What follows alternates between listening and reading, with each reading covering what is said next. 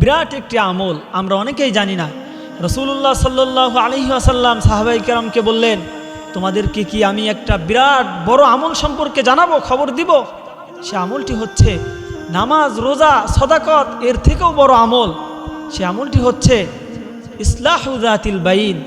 দুই ভাইয়ের মধ্যে যখন ঝগড়া চলে, দুইজনের মধ্যে পারস্পরিক হিংসা, ঝগড়া চলতেছে, ফাসাদ চলছে, তখন এই দুইজনের পরস্পরে মিলিয়ে দেওয়া, তাদেরকে সংশোধন করে দেওয়া, এটা এত বড় আমল যে রাসূলুল্লাহ সাল্লাল্লাহু আলাইহি ওয়াসাল্লাম বলেছেন নামাজ, রোজা, সাদাকা তার থেকেও বড় আমল। কিন্তু আমরা করি কি, যখন কারো মধ্যে ঝগড়া লাগে তখন আরও চেষ্টা করি কিভাবে ঝগড়াটাকে আরও বেশি লাগিয়ে দেওয়া যায়। আমরা এভাবে চেষ্টা করি, যার মধ্যে মিল আছে আমরা এই চেষ্টা করি কিভাবে মিলটাকে ভেঙে তাদের মধ্যে ঝগড়া লাগিয়ে দেওয়া যায়।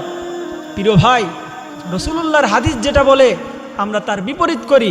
রাসূলুল্লাহ বলেছেন দুই ভাইয়ের মধ্যে যখন ঝগড়া চলে তখন তাদের ঝগড়া মীমাংসা করে দেওয়া সবথেকে বড় আমল।